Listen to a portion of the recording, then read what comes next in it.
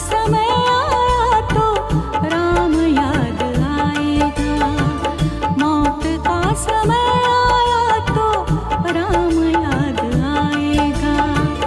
तूने जो कमाया है, तूने जो कमाया है, तूने जो कमाया है, कोई दूसरा ही खाएगा।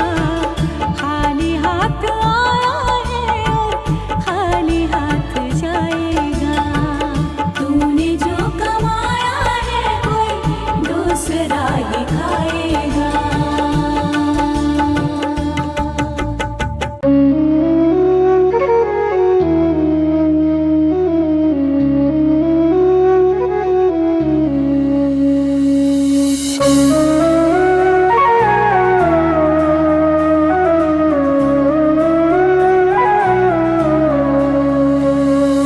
डगर है मुश्किल कठिन सफर है, मगर मुसाफिर जगह नहीं है।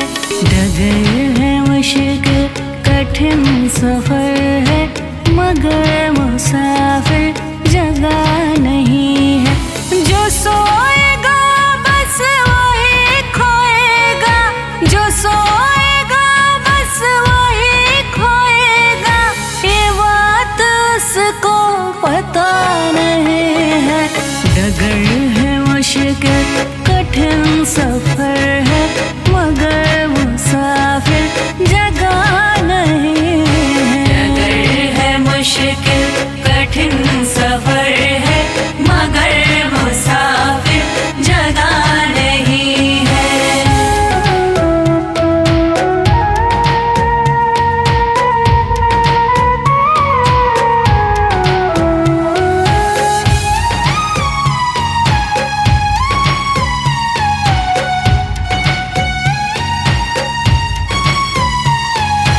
लगेंगे फल जब किसी वृक्ष में, वो पेड़ झुक जाएंगे स्वतः ही।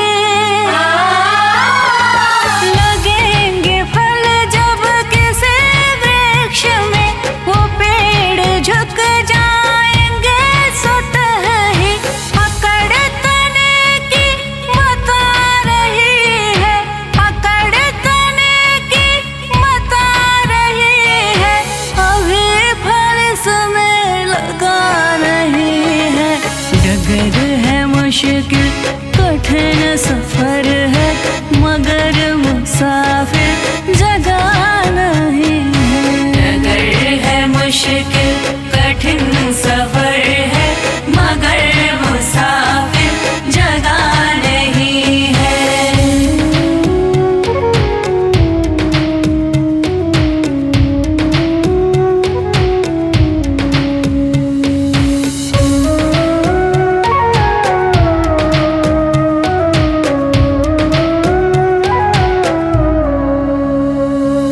जो खानदानी रईस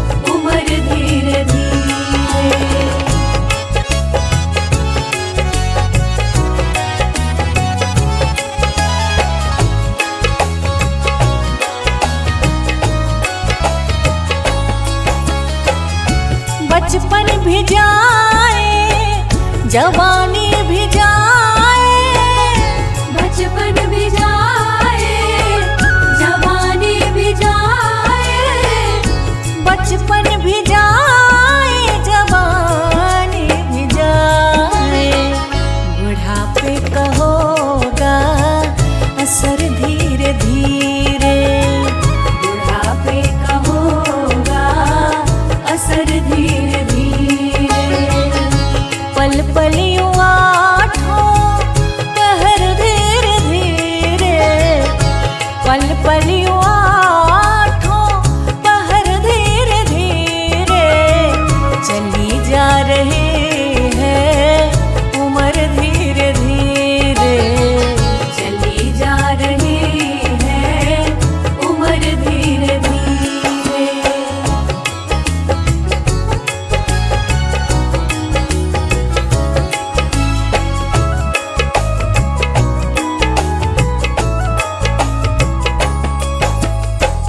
तेरे हाथ पाँव में बल ना रहेगा, तेरे हाथ पाँव में बल ना रहेगा, तेरे हाथ पाँव में बल ना रहेगा।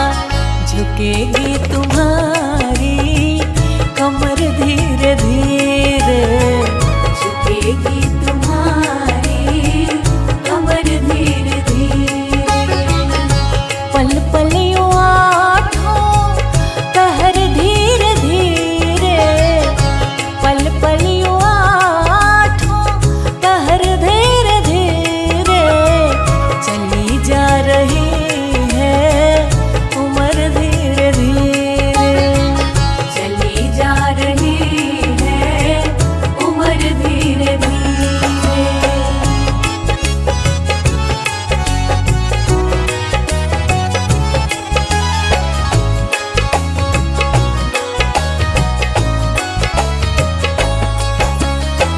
शिथिल अंग होंगे एक दिन तुम्हारे, शिथिल अंग होंगे एक दिन तुम्हारे, शिथिल अंग होंगे एक दिन तुम्हारे। फिर मंद होगी नजर धीरे धीरे, फिर मंद होगी नजर धीरे धीरे। पल पल यूं आठों पहर धीरे धीरे, पल पल यूं आठों पहर धीरे धीरे। चली जा रही है उम्र धीरे धीरे, चली जा रही है उम्र धीरे धीरे।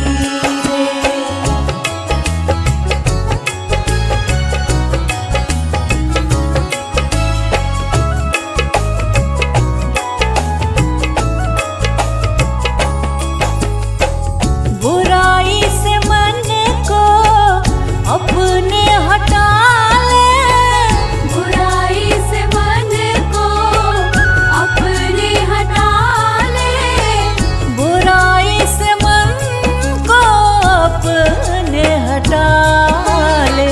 सुधर जाए तेरा जीवन धीरे धीरे, सुधर जाए तेरा जीवन धीरे धीरे। पल पल यूं आठों पहर धीरे धीरे, पल पल यूं आठों पहर धीरे धीरे। चली जा रही है उम्र धीरे धीरे, चली जा रही है उम्र धीरे धीरे।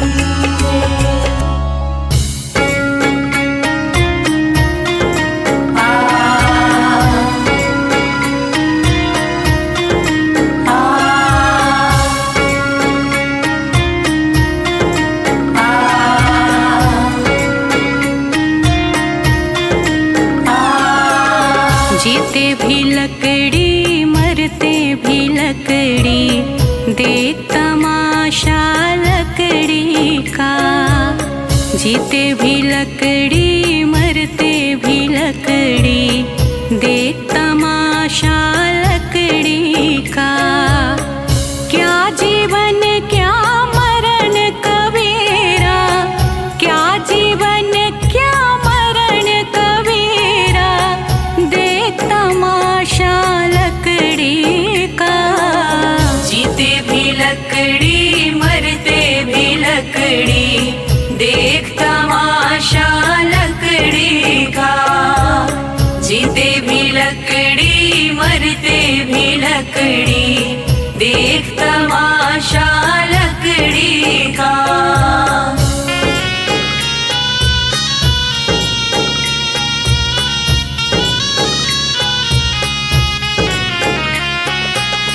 जिसमें तेरा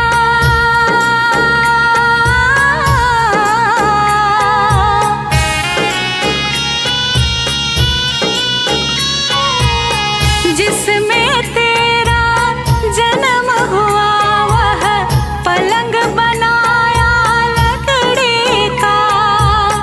जिसमें तेरा जन्म हुआ, वह पलंग बनाया लकड़ी का। मात तुम्हारी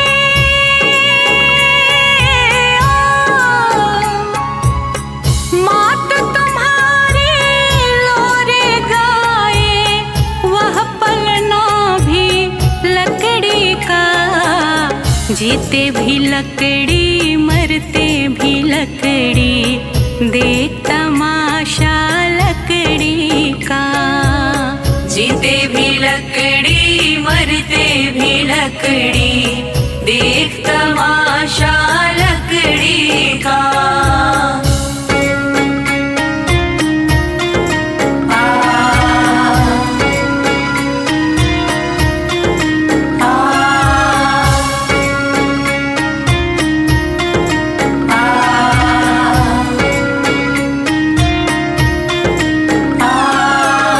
पढ़ने चला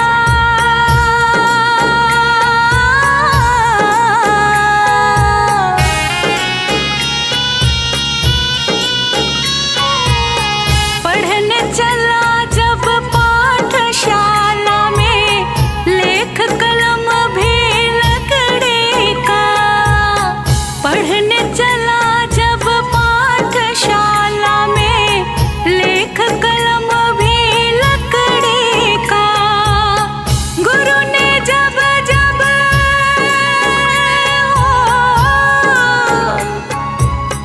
गुरु ने जब जब डर दिखलाया, वह डंडा भी लकड़ी का। जीते भी लकड़ी मरते भी लकड़ी, देख तमाशा लकड़ी का। जीते भी लकड़ी मरते भी लकड़ी, देख तमाशा लकड़ी का।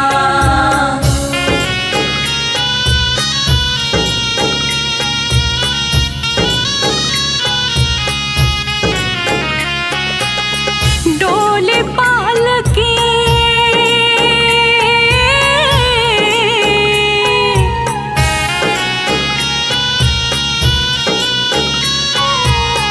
डोली पालकी और जनाजा, सब कुछ है यह लकड़ी का।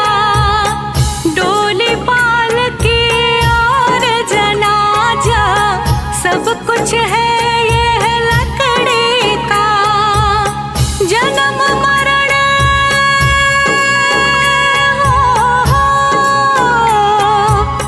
जन्म मरण के इस मेले में है ये सहारा लकड़ी का।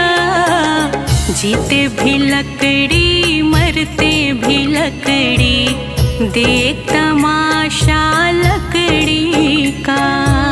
जीते भी लकड़ी मरते भी लकड़ी, देख तमाशा लकड़ी का।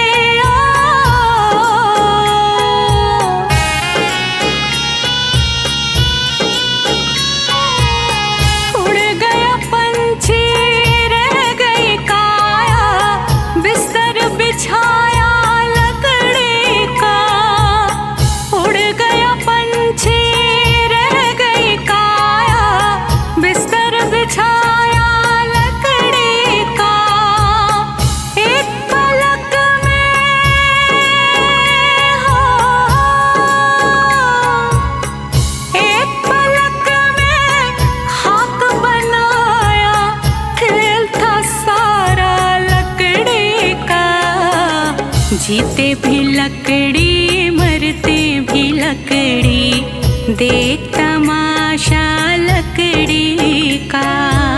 जीते भी लकड़ी मरते भी लकड़ी, देख तमाशा लकड़ी का।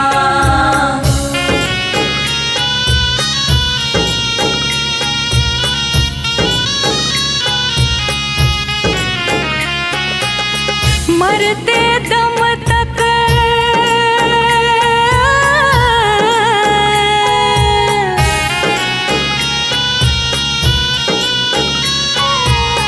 मरते दम तक मिटा नहीं भैया झगड़ा झगड़े लकड़े का। मरते दम तक मिटा नहीं भैया झगड़ा झगड़े लकड़े का। राम नाम की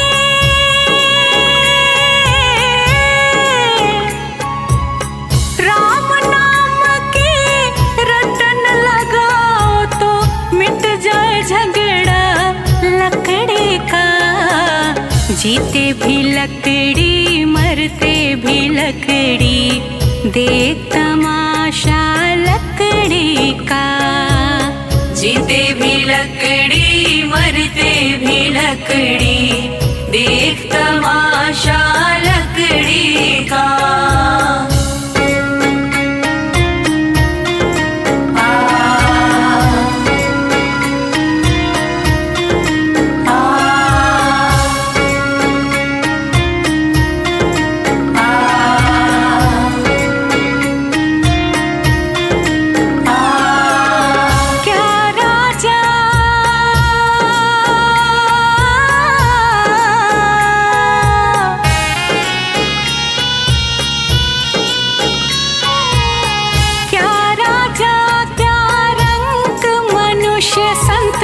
अंत सहारा लकड़ी का। क्या राजा क्या रंग मनुष्य संत, अंत सहारा लकड़ी का। कहत कबीर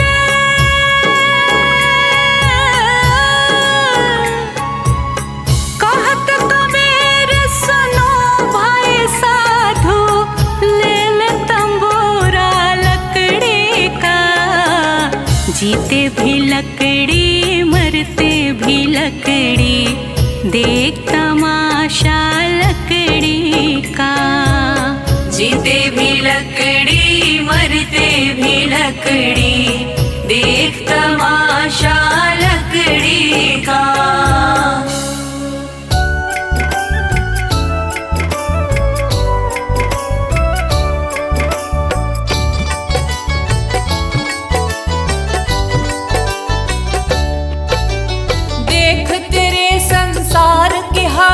क्या हो गई भगवान, कितना बदल गया इंसान, कितना बदल गया इंसान। सूरज न बदला चांद न बदला ना बदला आसमान, कितना बदल गया इंसान, कितना बदल गया इंसान। देख तेरे संसार की हालत क्या हो गई भगवान, कितना बदल गया इंसान, कितना बदल गया इंसान।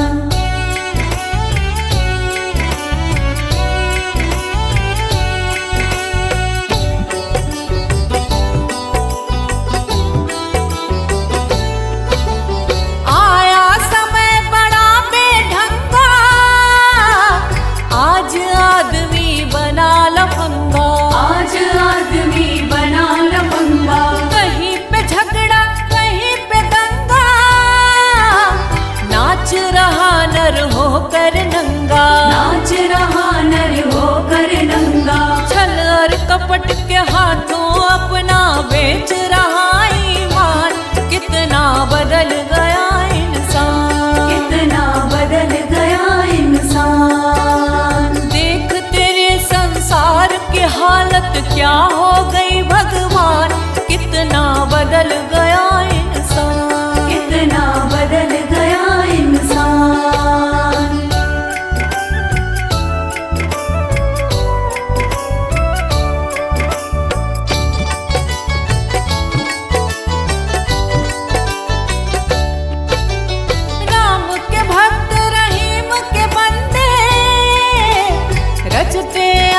फरेब के फंदे, रचते आज फरेब के धंधे। कितने मक्कार ये अंधे, देख लिए इनके भी धंधे, देख लिए इनके भी धंधे। इन्हीं की काली करतूतों से हुआ ये मुल्क मशान, कितना बदल गया इंसान, कितना बदल गया इंसान। देख तेरे संसार की हालत क्या हो गई भगवान, कितना बदल गया इंसान, कितना बदल गया इंसान।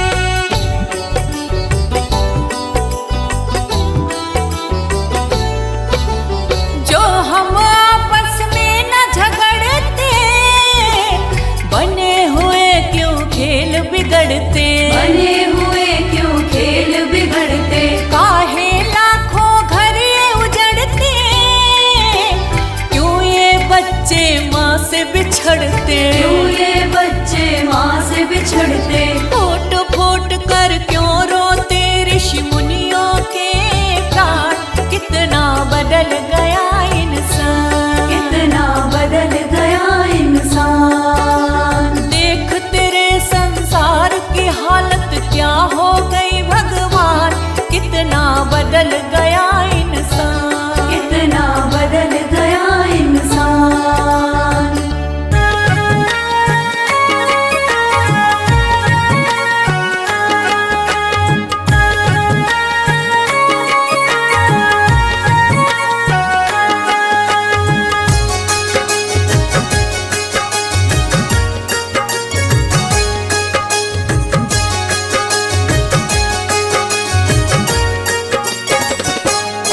कभी प्यासे को पानी पिलाया नहीं, बाद अमृत पिलाने से क्या फायदा। कभी गिरते हुए को उठाया नहीं, बाद आंसू बहाने से क्या फायदा।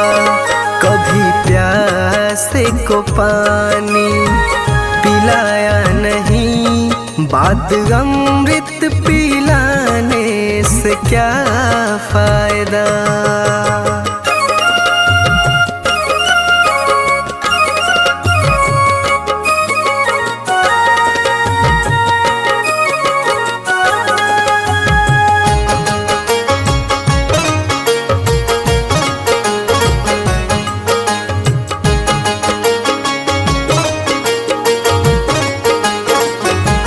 मैं तो मंदिर गया पूजा आरती की, पूजा करते हुए ये ख्याल आ गया।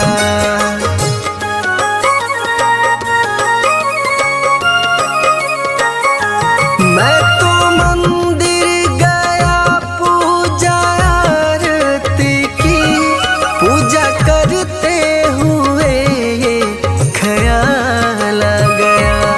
कभी माँ बाप की सेवा की ही नहीं, सिर्फ पूजा के करने से क्या फायदा।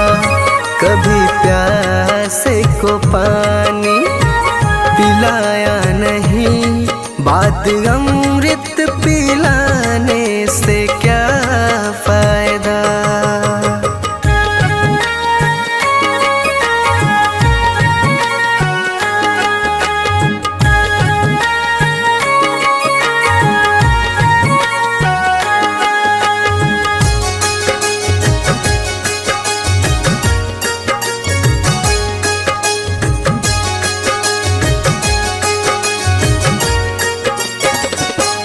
मैं तो सत्संग गया, गुरुवाणी सुनी, गुरुवाणी को सुनकर ख्याल आ गया।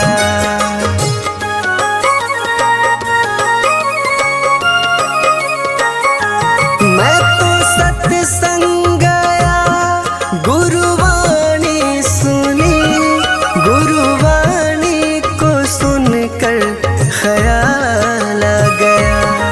जन्म मानव का लेकर दया न करी, फिर मानव कहलाने से क्या फायदा।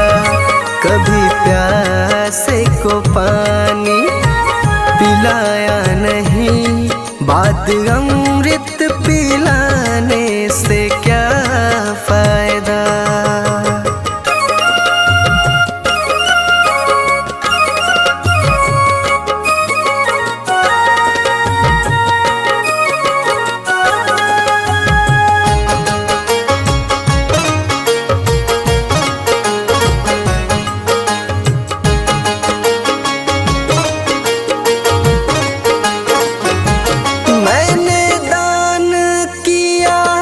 मैंने जप तप किया, दान करते हुए ये ख्याल आ गया।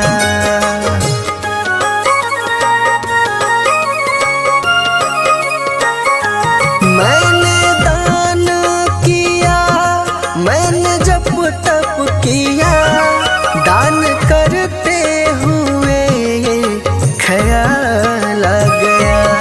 कभी भूखे को भोजन खिलाया नहीं, दान लाखों का करने से क्या फायदा। कभी प्यासे को पानी पिलाया नहीं, बात अमृत पिलाने से क्या फायदा।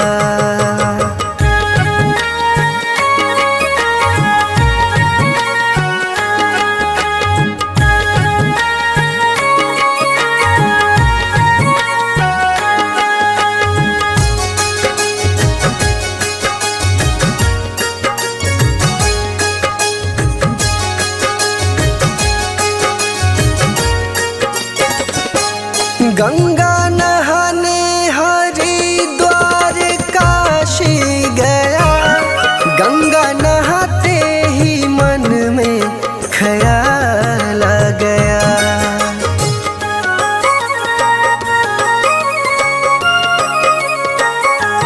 गंगा नहाने हरिद्वार काशी गया, गंगा नहाते ही मन में ख्याल आ गया। तन को धोया मगर मन को धोया नहीं, फिर गंगा नहाने से क्या फायदा। कभी प्यासे को पानी पिलाया नहीं, बात अमृत पिलाने से क्या फायदा।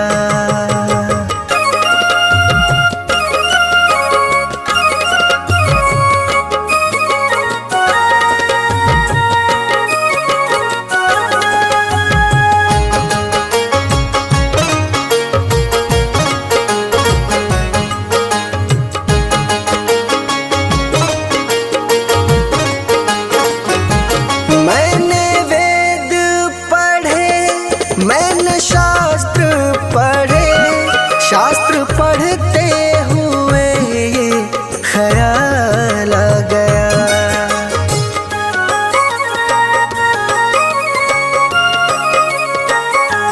मैंने वेद पढ़े, मैंने शास्त्र पढ़े, शास्त्र पढ़ते हुए ये ख्याल आ गया। मैंने ज्ञान किसी को बांटा नहीं, फिर ज्ञानी कहलाने से क्या फायदा। कभी प्यासे को पानी पिलाया नहीं, बात अमृत पिलाने से क्या फायदा।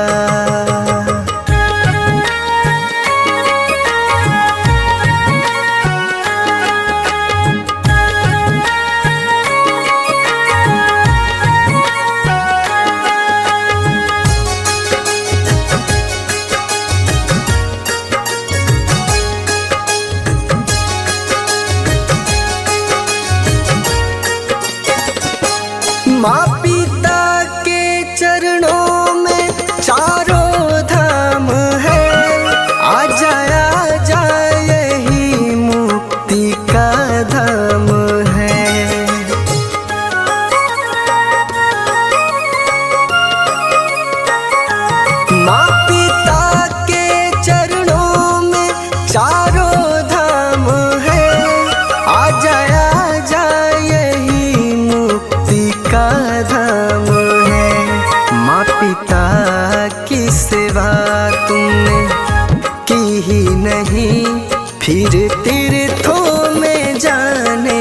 से क्या फायदा। कभी प्यास को पानी पिलाया नहीं, बात अमृत पिलाने से क्या फायदा। जय श्रीमन नारायण। देखिए, इस जग में जो कोई भी आया है उसे एक न एक दिन तो जाना है। इसीलिए हमारे संत जन इस चेतावनी भजन द्वारा क्या संदेश देना चाहते हैं, आइए इस भजन के द्वारा सुनते हैं।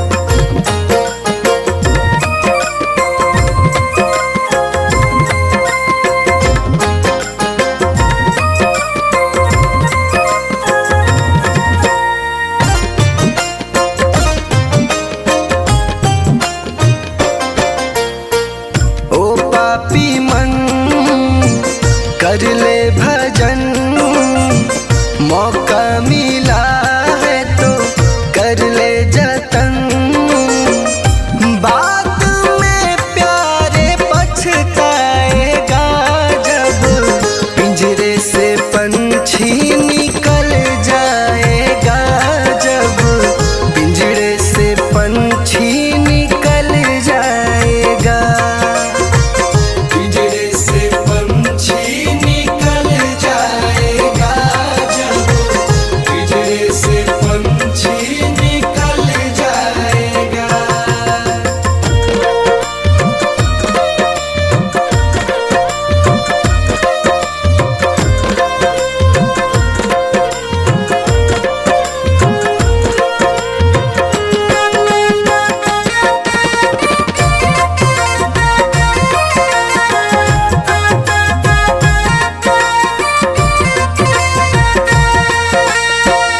संत जन कहते हैं कि क्या तेरा क्या मेरा लगा रखा है। इस जग में ना कोई किसी का है, ना यहाँ पड़ी कोई चीज किसी का है। 4 दिनों का है जग का मेला, कोई न साथी संगी अकेला। 4 दिनों का है जग का मेला, कोई न साथी संगी अकेला। जैसा तू आया जग में वैसा ही तू जाएगा। मुट्ठी बांध के आया जग में हाथ पसारे जाएगा। बाद में प्यारे पछताएगा जब पिंजरे से पंछी निकल जाएगा। जब पिंजरे से पंछी निकल जाएगा। पिंजरे से पंछी निकल जाएगा। जब पिंजरे से पंछी निकल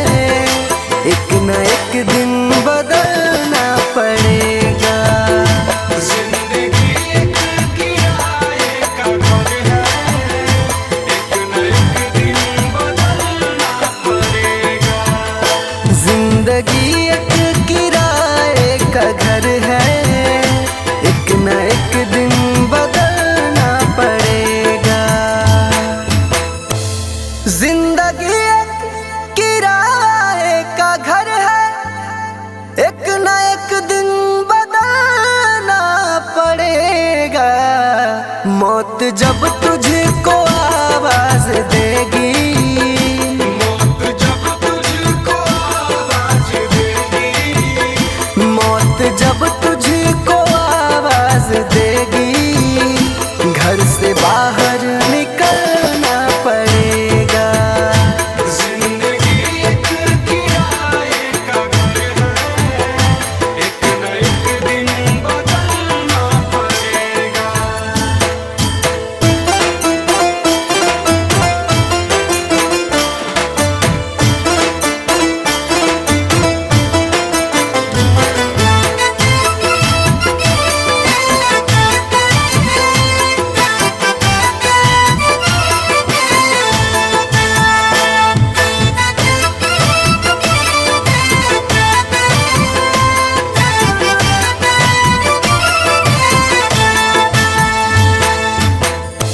ढेर मिट्टी का हर आदमी है, बाद मरने के होना यही है। या जमीनों में तुरबत बनेगी, या जमीनों में तुरबत बनेगी, या जमीनों में तुरबत बनेगी, या चिताओं में जलना पड़ेगा। जिंदगी एक किराए का घर है, एक न एक दिन बदलना पड़ेगा।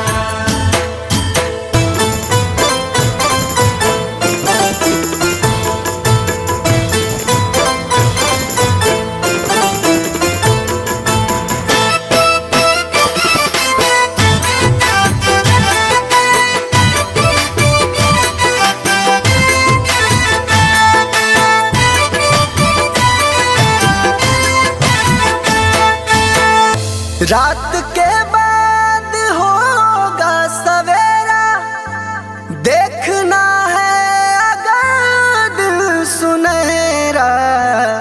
पाँव फूलों पे रखने से पहले, पाँव फूलों पे रखने से पहले, पाँव फूलों पे रखने से पहले, तुमको कांटों पे चलना पड़ेगा। जिंदगी एक किराए का घर है, एक न एक दिन बदलना पड़ेगा।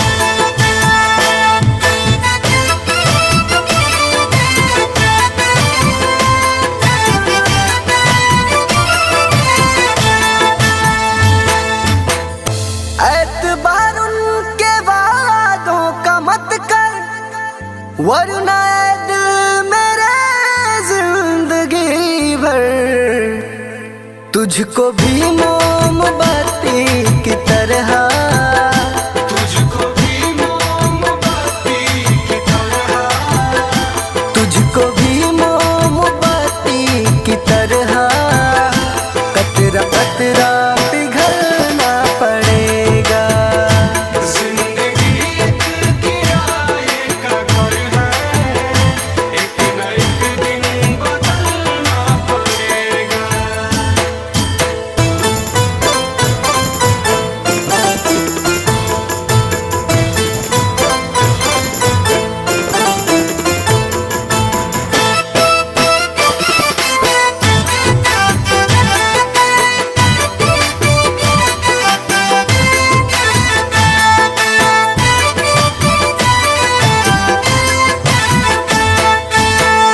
ये जवानी है पल भर का सपना, ढूंढ ले कोई महबूब अपना।